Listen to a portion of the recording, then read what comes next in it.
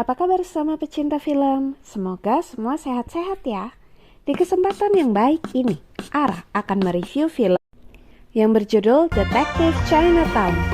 Film dengan genre komedi misteri ini diperankan oleh Wang Pouchiang dan Liu Haoran. Perkenalkan, Chin Feng, sang tokoh utama kita yang gagal dalam ujian masuk kepolisian. Neneknya pun kemudian menyarankan agar Chin jalan-jalan dan healing di Thailand, tempat keponakan dari istri sepupu suami bibi buyut sepupu ketiganya berada. Nah, ini dia nih, si saudara yang hubungannya bahkan lebih ribet dari pohon keluarga 7 turunan, Tang Ren. Film pun dimulai dengan aksi penyergapan dari sekelompok polisi. Bra! Sat, set, sat, set. Lah, sih, tahu-tahu udah ada mayit gini. Ih. Di tengah keribetan mereka mengamankan TKP, tiba-tiba muncul sekelompok preman.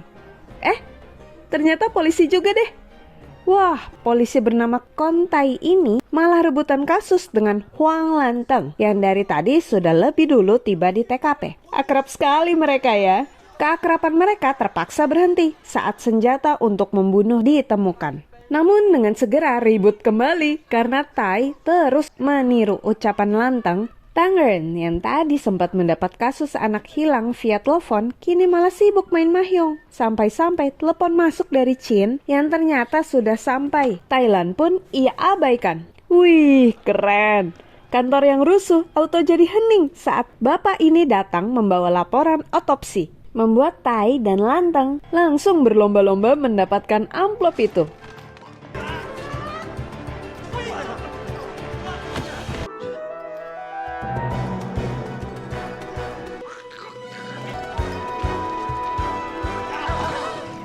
Di tengah kekacauan itu, muncullah kepala polisi kita yang jumawa. Si bapak langsung ngomel nih karena kelakuan anak buahnya yang gak karuan. Dan langsung memanggil 2 sersan ini ke ruang rapat. Ternyata pria bernama Sompat ini merupakan tersangka pencurian emas milik gangster yang paling berpengaruh di situ, yakni Tuan Yan. Kasus menjadi rumit saat Sompat yang mau disergap malah ditemukan meningsoy. Bahkan emasnya pun menghilang. Kepala polisi pun membuat kompetisi bahwa siapa yang berhasil memecahkan kasus dan menemukan emas akan dijadikan wakil kepala polisi. Chin yang akhirnya dijemput ketika hari sudah malam dan bandara sudah lowong malah diajak ke tempat yang iya-iya. Wah, rupanya Tai merupakan bos Tang. Dan demikianlah hari pertama Chin di Thailand berlalu. Chin yang baru bangun tanpa ragu-ragu langsung mengeluarkan unek-uneknya nih. Dan di saat yang bersamaan, ia melihat sang paman lagi ngintip. Chin yang malang.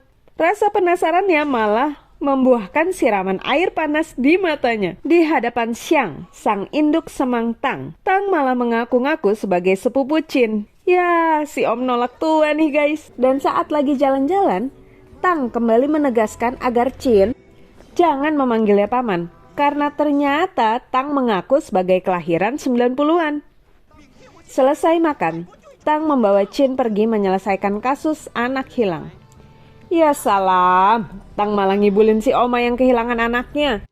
Eits, anak anjing ya tentunya. Duh, bisa lebih kacau lagi gak sih nih orang? Mana minjem duit Chin mulu lagi. Haduh, kacau. Chin yang tingkat BT-nya sudah maksimal, auto mau pergi dari tempat Tang. Dan Tang yang berusaha ngebujuk Chin untuk tetap tinggal, langsung kicep karena satu persatu bualannya dibongkar oleh Chin. 1. Perhiasan yang katanya untuk kasus. Berhasil ditebak Chin merupakan hadiah untuk sang induk semang, berdasarkan kalender yang sudah ditandai oleh Tang. Kedua, terlambat jemput karena ada kasus besar. Ternyata sibuk bermain mahjong, berdasarkan bau rokok yang kuat, mata merah, noda di tangan kanan, kaki celana kanan yang lebih kotor dari yang kiri.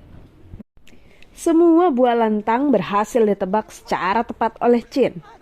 Mereka pun akhirnya berdamai dengan syarat tidak ada lagi kebohongan. Saat Chin pergi membeli minum, Tang menerima telepon yang menyatakan bahwa polisi sudah mengepung dan akan menangkapnya karena ia menjadi tersangka pembunuhan. Jalan pun menjadi rusuh akibat upaya Tang dalam melarikan diri. Lantang yang berambisi menjadi wakil kepala polisi sudah bersiap-siap untuk menyergap Tang. Eits, tidak semudah itu, Bung. Rusuh-rusuh. Para polisi yang tidak menyerah terus mengejar duo Tang dan Chin. Setelah berakit-rakit ke pasar dan berenang-renang ke sungai, Tang dan Chin berhasil ngumpet. Mereka berdua pun kebingungan kenapa dikejar-kejar polisi dan kenapa Tang bisa menjadi tersangka pembunuhan.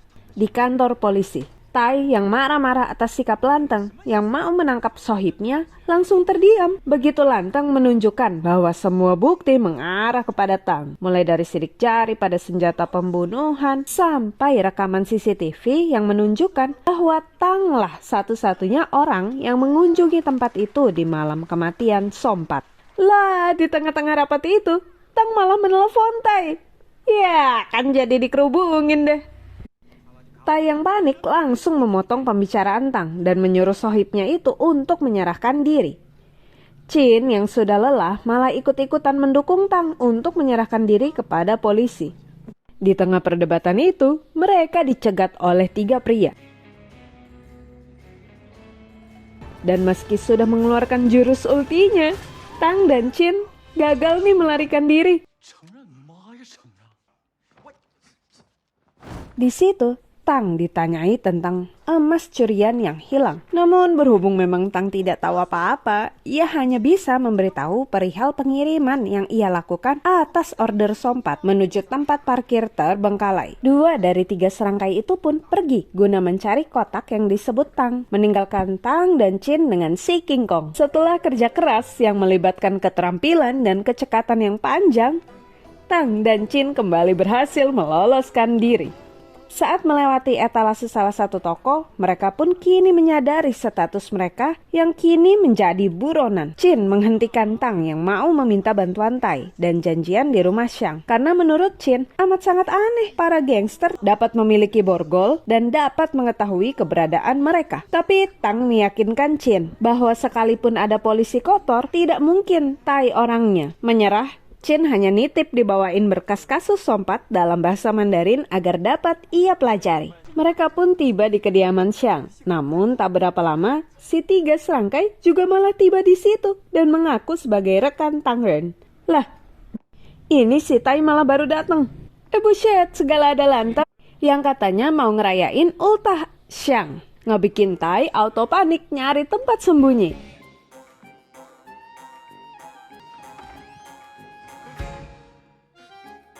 Dan malah teriak pas ngeliat King Kong. Lantang yang ngedenger suara teriakan Tai langsung menerobos karena penasaran dan bertemulah mereka. Setelah berbohong kepada Lantang bahwa King Kong adalah sepupunya, Xiang pun berhasil mendorong Lantang keluar. Tai pun langsung menanyai mereka, tapi si 3 serangkai malah ngaku-ngaku sebagai rekan Tang di dalam mencuri emas, bahkan menuduhnya sebagai pembunuh Sompat. Interogasi itu auto bubar saat Lantang mengenali kalung di leher Xiang kembali menerobos dan malah bertemu dengan si kacamata sekarang yang tidak kebagian tempat ngumpet. Tempat persembunyian mereka pun ketahuan semua deh. Lah, tapi kok tangan kanannya Lantang pura-pura nggak lihat ya? Masa iya sih mereka nggak kelihatan?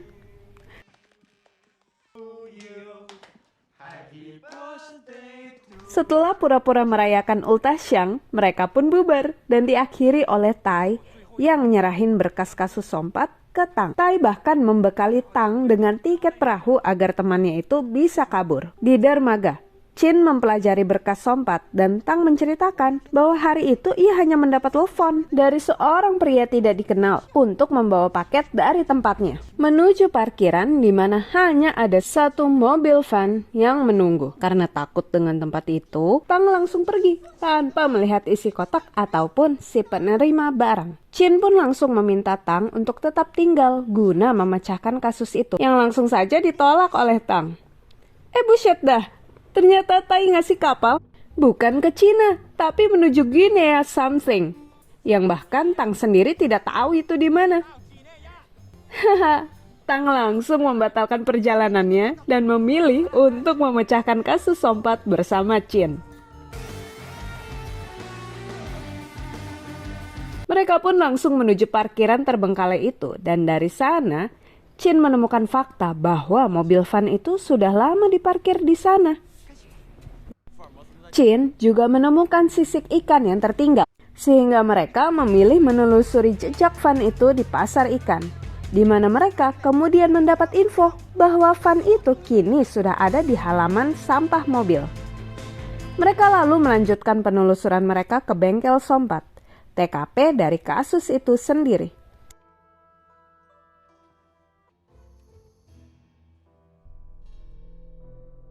Nah, lagi asik-asiknya menyisir tempat itu, Tang dan Chin dikejutkan dengan kedatangan si 3 serangkai yang untungnya nggak jadi meriksa kolong ranjang karena ada yang menelponnya. Sebelum pergi, Chin menyadari ada tanda aneh di tempatnya sembunyi itu. Tang penasaran siapa yang manggil si 3 serangkai tadi ya, sedangkan Chin langsung bisa menyimpulkan bahwa si penelpon adalah orang yang sama dengan yang menelpon Tang untuk menyuruhnya kabur, juga pria yang membiarkan mereka di rumah Xiang. Jadi kita sudah mendapatkan tersangka pencurian emas, yakni Sompat, asisten Lanteng, dan si 3 serangkai. Namun untuk dapat menemukan siapa pembunuh Sompat, Chin perlu menonton rekaman CCTV. Dan di hari keempat Chin berada di Thailand, mereka mendatangi Tai untuk meminta kerjasamanya dalam mengakses rekaman tersebut. Dan setelah Tang ngomong baik-baik akan membocorkan wanita simpanan Tai kepada istrinya, dengan senyum odol pepsonya, Tai setuju membantu mereka. Tanpa buang-buang waktu lagi, Tang langsung muncul di kantor guna memancing para polisi. Tapi dicuekin nih guys. Kemungkinannya sih cuma 2 ya. Antara Tang yang memang sama sekali tidak dikenal, atau yang kedua, memang polisi di situ yang terlalu pintar. Wah, akhirnya ada yang notice. Lanteng langsung berseru untuk menangkap Tang ketika ia melihat pria itu. Dan kantor yang sudah berantakan itu pun makin semrawut gara-gara seorang Tang Ren. Dan lagi-lagi hidung Lanteng menjadi korban. Tapi selamat ya Lanteng, kali ini Pak Kepala juga nemenin kamu tuh. Ya ampun, matang banget ya persiapan Tang, Chin, dan Tai. Sampai-sampai menyiapkan jebakan Batman gini. Hati-hati. Phew, untung ada kepala Pak Pol ini ya. Jadi Tang gak jadi jatuh deh. Astaga, jebakannya belum kelar nih. Sementara itu, Chin dan Tai mengakses rekaman CCTV di komputer Lanteng yang sudah dipercepat atas request Chin. Tai juga memberikan data pengeluaran Sompat selama 6 bulan terakhir. Lagi-lagi atas request Chin. Setelah main perosotan di tangga, Lanteng tersadar dan bergegas kembali ke ruangannya dan memergoki Tai yang tengah memakai komputernya. Tai beralasan bahwa komputernya rusak, jadi dia minjem komputer Lanteng buat main game. Klasik banget ya. Yuk ngacung dulu yang relate sama game tabok-tabokan bola yang satu ini. Jangan lupa juga untuk subscribe, share, dan like untuk mendukung channel Arah. Kuy, lanjut lagi. Lanteng langsung menutup game itu. Ladalah, malah jadi kebuka yang iya. Lanteng auto GG sendiri nih, karena gak sengaja megang tangan Tai. Sedangkan Chin dan Tang menemukan fakta baru bahwa Sompat ternyata kehilangan putranya 1 tahun yang lalu. Dan kunjungan rutinnya di sebuah kedai kopi yang berlokasi jauh dari rumahnya. Tada! Berusaha menelusuri jejak Sompat, mereka pun mendatangi kedai kopi itu dan mendapat info bahwa setiap Sompat datang, ia akan menghabiskan waktunya untuk duduk di dekat jendela dan sering memotret keluar. Setelah menemukan gedung sasaran Sompat, mereka langsung mendatangi satpam dan meminta daftar penghuni di sana.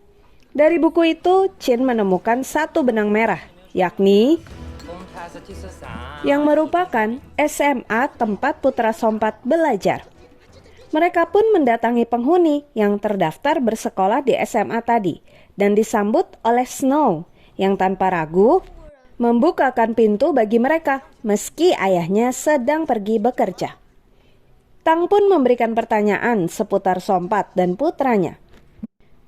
Namun sayang, tidak banyak informasi yang dapat mereka peroleh. Pulangnya malah diculik lagi nih si Chin dan Tang. Mereka pun dibawa ke hadapan Tuan Yan. Tang langsung menghadap Tuan Yan dan berkata bahwa ia bukanlah pencuri emas, melainkan 5 serangkai termasuk Tony, si asisten Lantang. Tuan Yan yang tidak percaya akhirnya diyakinkan oleh Xiang yang datang membela mereka. Tuan Yan pun memberikan waktu 10 hari bagi Tang dan Chin untuk menemukan emasnya kembali. Dan Tang yang mengira bahwa Chin setuju, auto shock.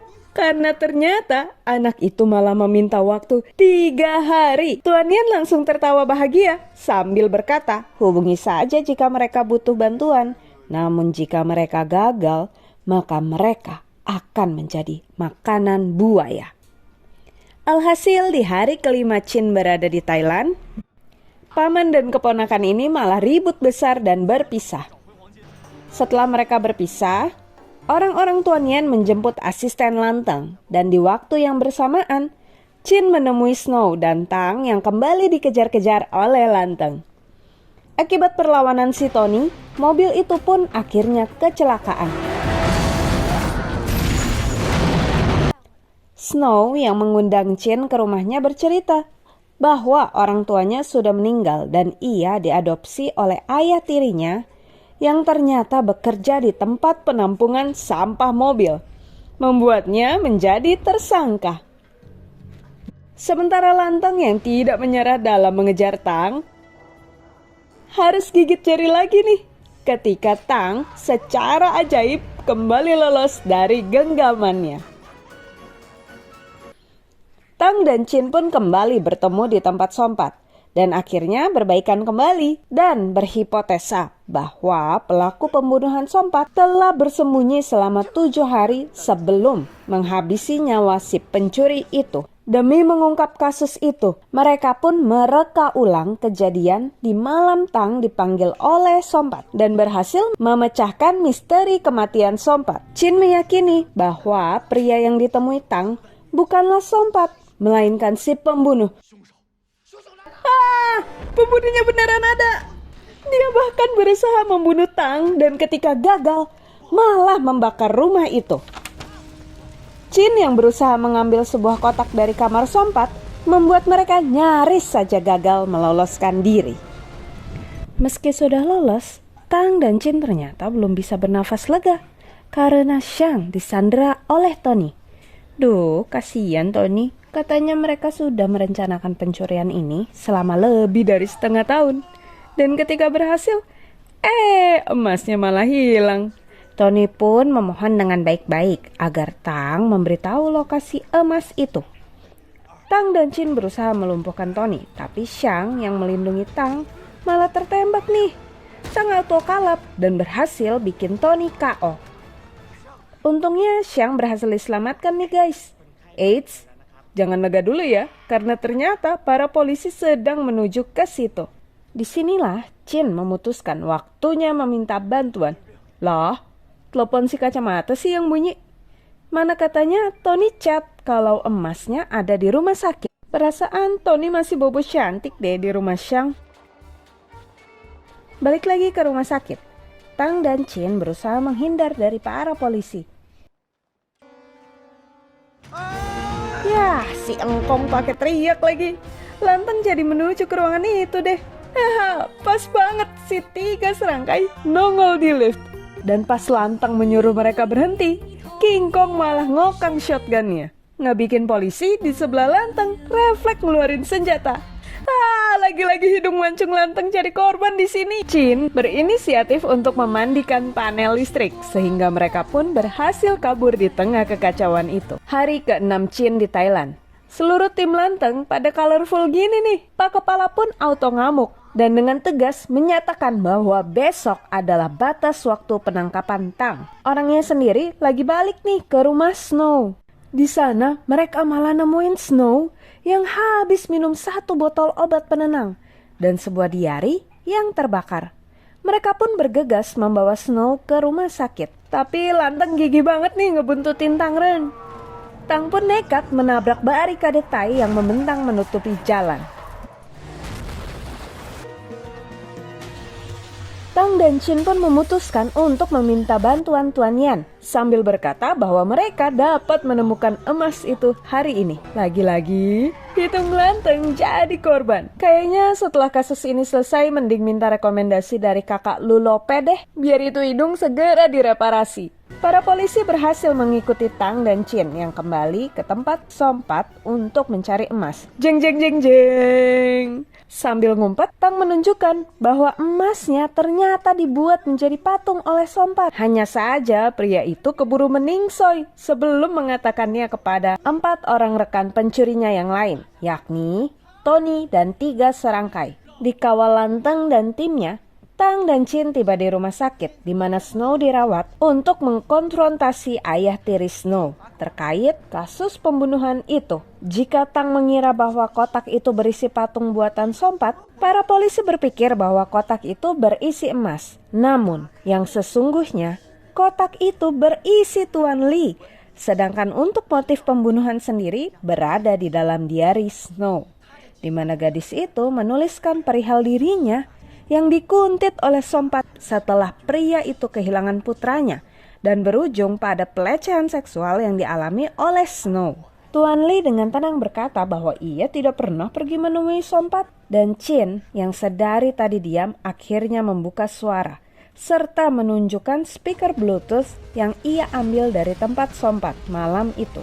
Chin juga menantang Tuan Lee untuk menyambungkan HP-nya ke speaker itu karena malam di mana Tang datang ke tempat Sompat, pria yang mengaku sebagai Sompat tiba-tiba menyalakan musik terpojok. Tuan Lee hanya berkata kalau ia tidak menyesal dan bahwa ia mencintai Snow. Kemudian dengan nekat malah terjun ke bawah. Di hari ke-7, Pak Kepala melantik wakil kepala polisi yang baru, Kontai. Di jalan menuju bandara, Chin menyadari satu tempat lagi yang kerap dikunjungi Sompat, sebuah bar gay yang terkenal di Thailand. Dan dengan itu, ia menyadari orientasi seksual Sompat. Chin pun mendatangi Snow dan mengungkapkan hipotesanya mengenai seorang pria yang kehilangan anaknya dan curiga kalau telah dibunuh oleh seorang gadis. Sang gadis yang takut ketahuan malah memanfaatkan cinta sesat sang ayah untuk melenyapkan pria itu. Bahkan dengan liciknya menggunakan polisi yang mengejarnya untuk menyingkirkan sang ayah tiri. Wow, plot twist yang membagongkan ya. Film pun ditutup dengan Tang dan Chin yang mendapat kasus baru di Chinatown, New York 3 bulan kemudian. Demikianlah review film detektif Chinatown yang pertama. Meski banyak koplaknya, ada satu pesan yang Ara dapat dari film ini, yakni tentang hubungan Tang dan Chin yang keren banget. Meski sempat berbeda pendapat, mereka nggak lama-lama loh berantemnya. Malah hubungan keduanya menjadi semakin kompak, sampai akhirnya berhasil mecahin kasus yang menjerat Tang.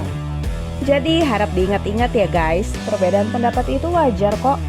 Cuma jangan lupa untuk tetap bersikap dewasa dan mengutamakan toleransi. Kan kita Bhinneka Tunggal Ika. So, gimana pendapat kalian mengenai film ini? Jangan lupa juga untuk menonton full movie-nya di platform kesayangan kalian ya. Dan terakhir, salam pecinta film.